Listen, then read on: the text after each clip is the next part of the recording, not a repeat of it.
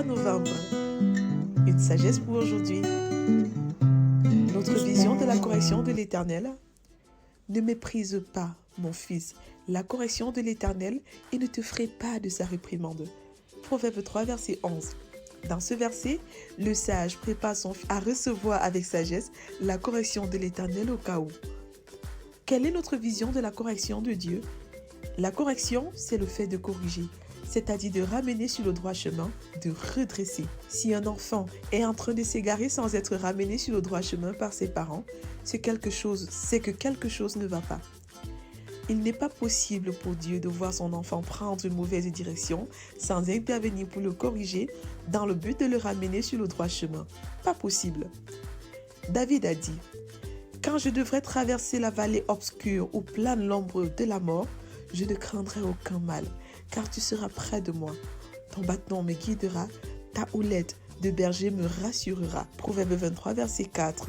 Ce qui veut dire que David était tellement rassuré de la présence paternelle de Dieu à ses côtés qu'il voyait dans le bâton et la houlette de Dieu un privilège et une garantie pour marcher même les yeux fermés sur la voie de l'éternité. Notre vision de la correction de Dieu va dépendre de notre connaissance du cœur de Père de Dieu. Connaissons-nous Dieu comme Père, le nôtre? Quand? Comment et pourquoi Dieu exerce-t-il la correction?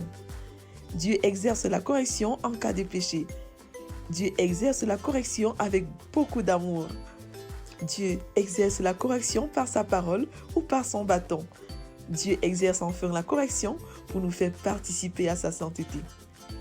Alors que la loi nous a été donnée pour nous montrer comment vivre en tant que serviteurs sans nous rendre capables, la grâce est venue nous rendre capables de vivre pleinement notre identité de fils. Jésus dit: « Moi, je reprends et je corrige tous ceux que j'aime. Aie donc du zèle et répands-toi. » Apocalypse 3, verset 19. Jésus fit cette sévère mise en garde à l'église de Laodicée pour lui prouver que malgré son orgueil et sa suffisance, il n'a jamais cessé de l'aimer et de chercher à la ramener sur le droit chemin. Cela signifie que la correction de Dieu n'est pas un signe de son abandon, mais bien au contraire, la preuve de sa paternité inconditionnelle. Vérité, le but de la correction de Dieu, c'est le retour de son Fils à lui. Application. Dans l'égarement, revenir à Dieu sans tarder, étant rassuré de mon statut d'enfant de Dieu. Recommandation. Supporter la correction. C'est comme des fils que Dieu vous traite. Quel est le fils qu'un père ne corrige pas? Hébreux 12, verset 7. Prions ensemble. Père, merci de me corriger s'il arrive que je m'égare. Amen. Lecture pour aujourd'hui. Somme 11 à 15, Proverbe 3, 2 Timothée 1 à 4. Vous êtes bénis.